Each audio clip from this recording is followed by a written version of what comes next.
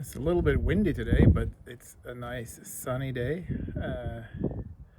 Nice to sit outside with a cup of coffee or other forms of caffeine. I didn't get paid for showing this can, I should. But it's nice to sit outside with a drink. Something that contributes to happiness is being able to have a place like this. Even when the wind is here. The reason why I started recording this was because I read the results of a survey they did just the other day about happiness across the world. And they sent out the question to lots of people, are you happy? Rate your happiness from 1 to 10. And countries like, I think it was Pakistan, Afghanistan, they're the lowest ones. They have a happiness of 1.6 or something. And Finland won. Finland has been number one in that survey for 8 years in a row. Before that, I think it was Denmark. But Sweden, Norway, Iceland, all of the Nordic countries are always the top results. And they say that the reason why the Nordic countries are at the top is because of money. And I think it's an interesting discussion. Can money buy you happiness or not? They also did other surveys. I didn't read about this for a long time. The last thing I read was like, I don't know, 10, 15, 20 years ago. But then they said that when they did a survey, like when you increase your financial capacity, when you increase your income, how much money do you have? At some point, you can't buy that much more. If you have 2 billion in your bank account, having another 100,000, it's not going to make a huge difference, right? You can, with 2 billion, you can buy a huge yacht or a whole hotel or whatever you want. Pretty much, is not being able to buy 100 hotels, 100 yachts. It's not going to affect your happiness that much, right? So when you get to some certain point of money doesn't make you happy. But in the Nordic countries, they say that, well, they make sure to spread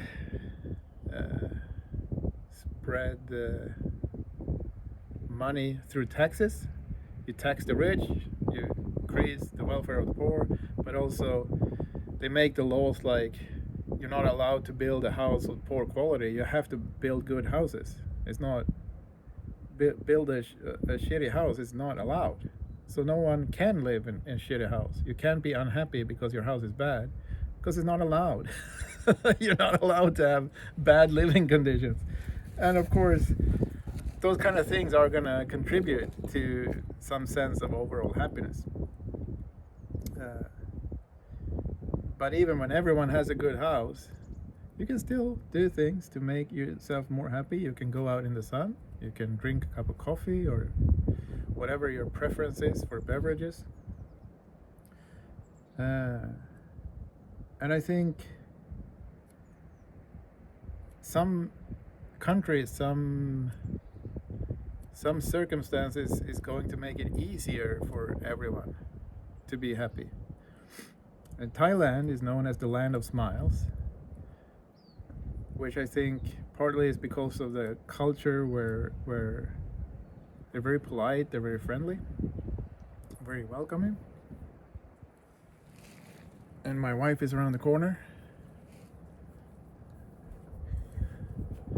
listening to what I say. No, I just go. I have some problem with the wind because the wind gets in the microphone. Hello. Sawadee krap. Sawadee. I was just saying that I think it's easier to be happy in Thailand. Yeah. Because it's easier.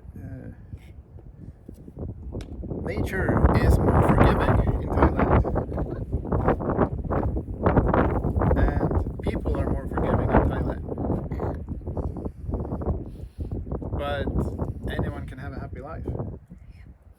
create your own circumstances where you are.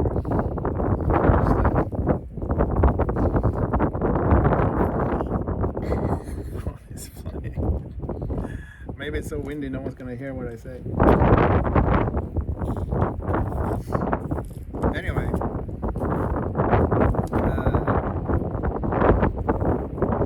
the amount of money you need to create the circumstances that can make you happy is a lot less in Thailand than the money you need to create circumstances for your life in a Western country like Sweden. You need a lot more money here than there. On the other hand, because of laws and regulations, everyone in Sweden makes more money. The minimum wage in Thailand is lower. You can get hired for a job and not make that much money.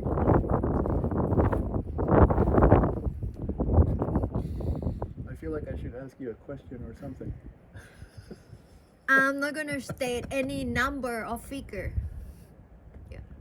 Any number of how many people in your family are happy? No, how the state figure or number of the income. Oh, minimum wage? They increased the minimum wage in Thailand, right? Oh, You know, I was really surprised. Before I ever went to Thailand, my sister went to Thailand and she went as a missionary,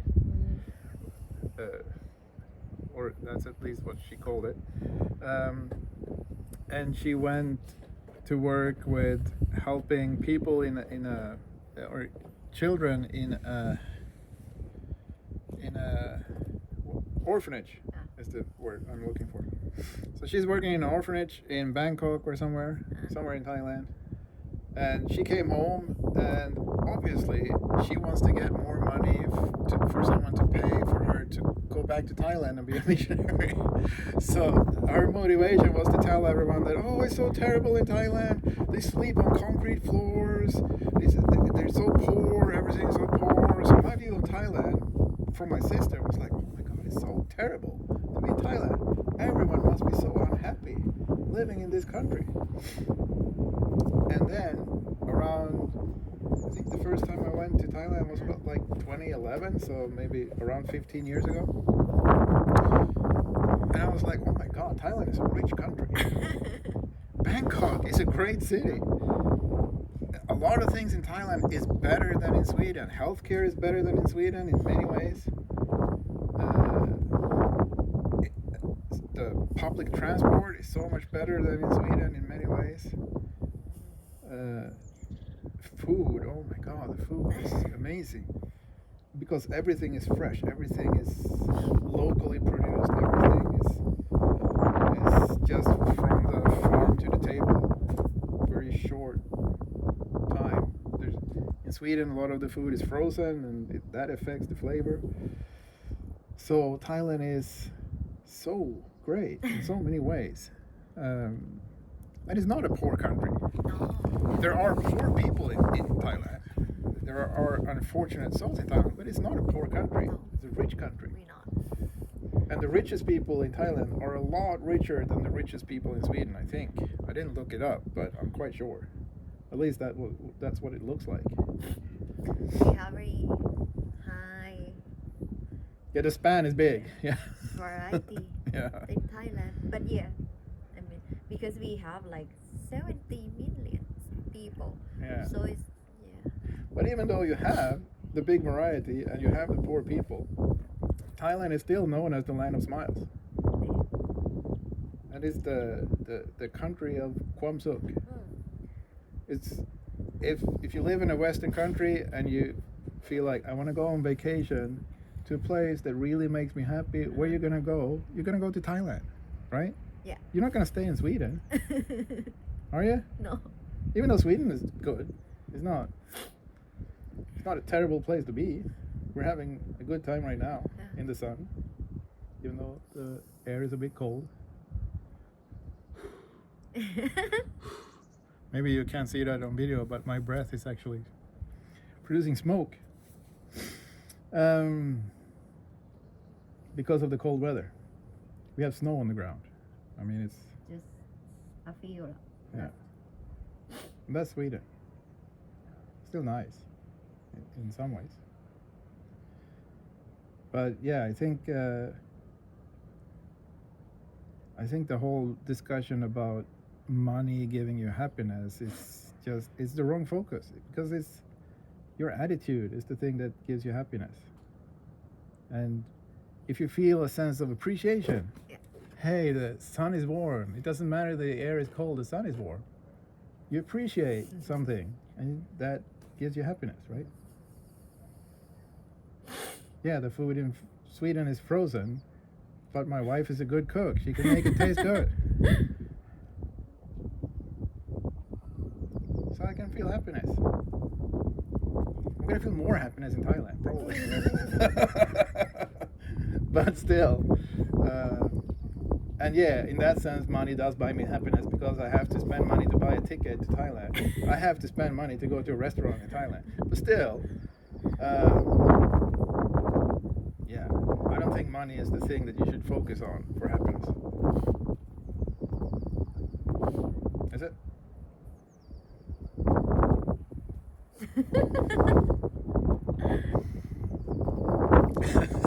You're just waving. Okay, yeah. Okay. Money is not unimportant, but it's not the thing you should focus on. Actually, I think if you focus on being happy first, the money's gonna come at some point.